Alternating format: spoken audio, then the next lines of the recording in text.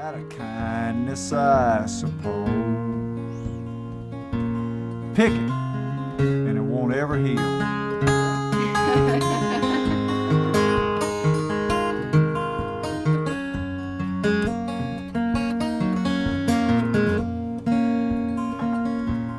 Hey there friends, how's it going? So that you just saw there was Townes Van Zandt playing his song Pancho and Lefty. Now, one of my all-time favorite songs. Marc, your question here is what prompted this one. So you asked about Travis picking Pancho and Lefty. You've been enjoying my lesson. Now, I did teach this song, but I taught the Willie Nelson, Merle version, which is strummed, a bit more country rock, a bit more full band, a bit more upbeat, right? You're asking about, Marc, what would your approach be for a very simple Travis picking approach to this incredible song?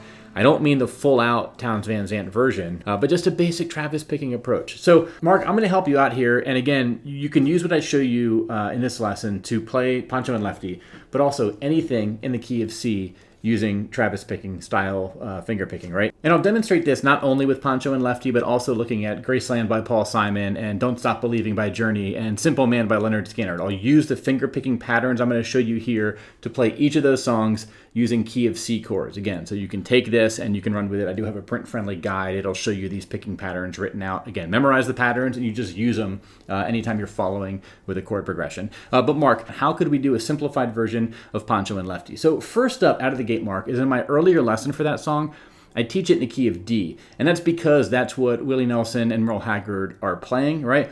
In this one, I'm going to use key of C chords, and partially because that's what Townes Van Zandt is doing. But the other reason is when you look at the songs that are played Travis style, Townes Van Zandt, Guy Clark, John Prine, Bob Dylan, typically a lot of the songs are in the key of C or the key of G. And I think the reason has to do with there's just a nice placement of that lowest bass note of your tonic, your root note for your one chord.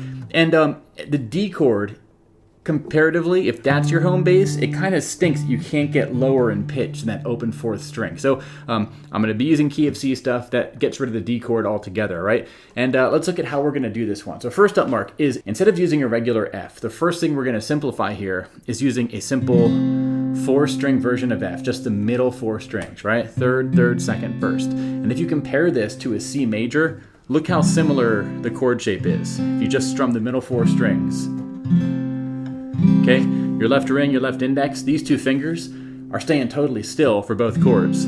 So get used to this switch. This is the first thing you got to do, right? You know your C, make sure you can do this F, right? A minor and G like normal. But with the G, the cool part is we're not going to play the fifth string and we're not going to play the thinnest string. So all we do is third fret with our ring finger. That's going to mute the fifth string and then open, open, open. So the G major is just one finger. It's a one finger chord.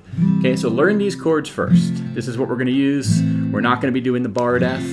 Now, if you can wrap your thumb on the F, which is really good for Travis picking, I have a separate lesson teaching that, but I'm not going to require that for this lesson. I want, instead of doing this,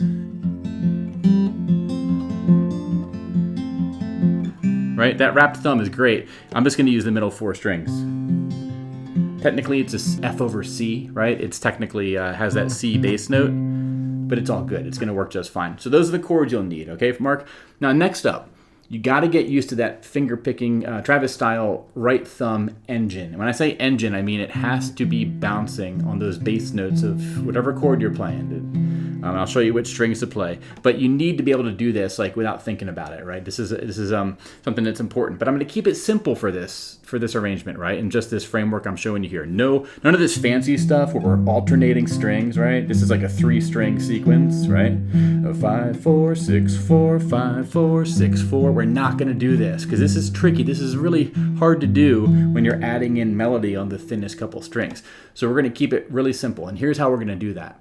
For the C, for the F, and for the A minor, we're always going to alternate our thumb from the 5th string to the 4th string, okay?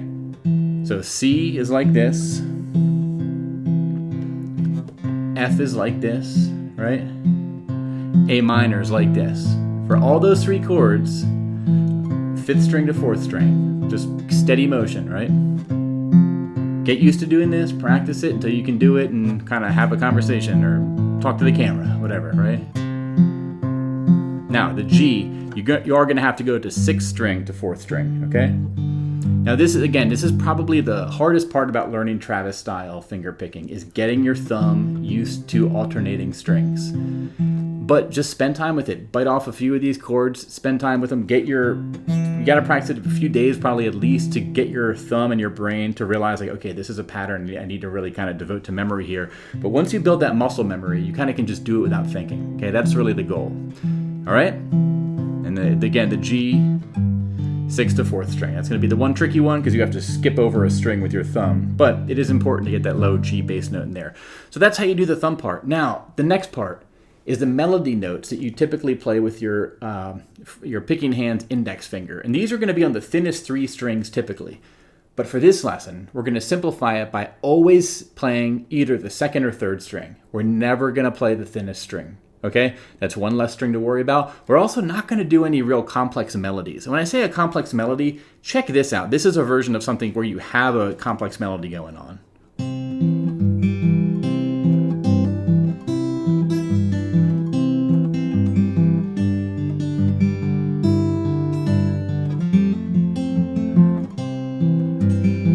Okay, that sounds great. I practiced that a lot. That's from a Long Black Veil inspired fingerstyle. Separate lesson. I'll put the link in the description if you want to learn that.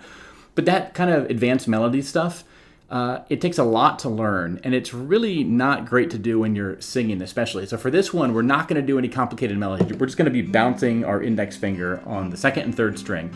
And there's a few different ways you can approach this, right? I'm going to show you 4 patterns. None of them is better or worse than any of the others. Try them all. Find ones that sort of feel like you can do them and you can switch between chords and keep doing them and they work, right? The first one I'm going to show you is just a constant movement between 3rd string and 2nd string. Okay? And these are always going to happen right after a bass note.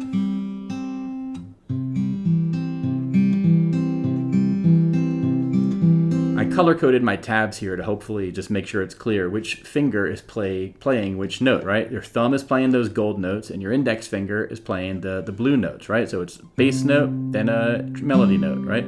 So 5th string to 3rd string, then 4th to 2nd string, and then you just repeat that. So this is kind of one that it's maybe not musically terribly interesting because it's just, there's no real silence. It's just constant 8th note playing, right? But it is really nice, I find, to get into that groove. You can play it nice and soft, right? And you could start to sing Pancho and Lefty, right? Living on the road, my friend, supposed to keep you free and clean. Now you wear your skin like iron and your breath as hard as kerosene. Okay? Now, how did I pluck all those other chords? I'm basically always doing 3rd string and 2nd string. Whatever, I just fret my fretting hand in whatever shape the chord needs, and my right hand is just constantly doing 3rd, 2nd, right? 1 and 2 and 3 and 4, and that's the C, that's the G, that's the A minor, that's the F, okay? My right index finger is doing the same pattern in all those. This changes, but don't worry about that. You need to think about just the pattern stays the same. So I kept it simple here. Hey there friends, how's it going? So I just showed you this one pattern, right? It's written out here for each of the 4 chords. If you want to try some other patterns, I have a few others in my PDF, and I demonstrate each of these for all 4 chords on a separate video over on my webpage for this lesson, all right? But now let's get to some songs. I'll show you how you can use this one pattern to play each of these songs just by looking at these progressions. So let's get to it. So that's the idea here. Now let's put them to use, right? And look at a few of the songs. We already did Pancho and Lefty a little bit. Let me end with that one in full. Graceland by Paul Simon. This is going between C, F, A minor, and G. 4 measures each. So you're going to hang on each chord for a while, okay? So let's just get into a groove. The Mississippi Delta is shining like a national guitar. I'm following the river down the highway to the cradle of the Civil War. I'm going to Graceland. Okay? We could do Don't Stop Believin' by Journey, right? This one's going to add an E minor, but the trick of doing E minor, you fret an E minor up here, and you just use the 6th and 4th string fretting pattern, or picking pattern I showed you for the G, okay? Just a small town girl, living in a lonely world. She took the midnight train, going anywhere.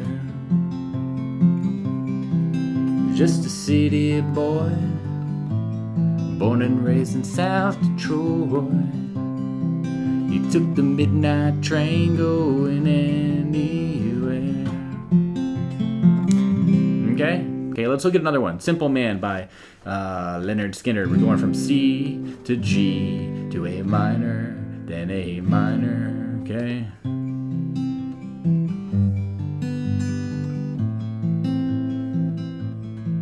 Well, Mama told me when I was young, da-da-da-da. Gotta say I don't have the lyrics memorized. And be a simple kind of man. Be someone you can love and understand. Alright? Don't have the lyrics again, but hopefully you get the idea. I'm just using that same pattern, right? Now let's look at Pancho and Lefty here. This is a longer chord progression, but I'll play it through for you, Marc, to end things off. We're going to be on C for 2 measures, G, so living on the road, my friend, to G, G again, to F, and F again, then C, then 1 measure of G, then I call this the chorus of my lesson, right? F2, 3, 4, F2, 3, 4, C2, 3, 4, F2, 3, 4, A minor, 2, 3, 4, and we have a 2-beat measure of F, F2, G2, 3, 4, G again, then F2, 3, 4, A minor, 2, 3, 4, A minor, 2, 3, 4, and you repeat the whole sequence. So let me play this out for you. Marc, I hope you found this helpful, and everyone else, you can get this write-up I put together. It's over on my website. It just shows you these tabs, these chord shapes, the bass patterns and everything, and a few example chord progressions you can practice here. Again, the whole idea is you should be able to just, in an ideal world, and this lesson's a great reminder for me, is be able to jump into these songs. You see the chord progression, you just pull out these sort of patterns as if they're just like things in your Batman utility belt, right? And then you can get into it. Later on, of course, if you want to pick out exactly the same strings and notes Townes Van Zandt is doing, you can watch him and do all that stuff, but it just helps to be able to spend time with this stuff first, okay? So that's what I'm going to do. I love this song. I'll see you all in the next one. Let me pull up the lyrics here, and I'll play this one out. Thanks for watching. Until the next one, my friends. Bye-bye.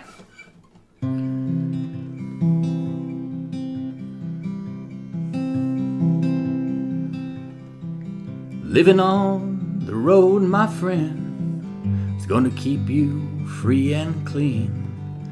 Now you wear your skin like iron and your breath's as hard as kerosene. You weren't your mama's only boy, but her favorite one it seemed. She began to cry when you said goodbye and sank into your dream. Pancho was a bandit boy. His horse was fast as polished steel. He wore his gun outside his pants for all the honest world to feel. Pancho met his match, you know, on the deserts down.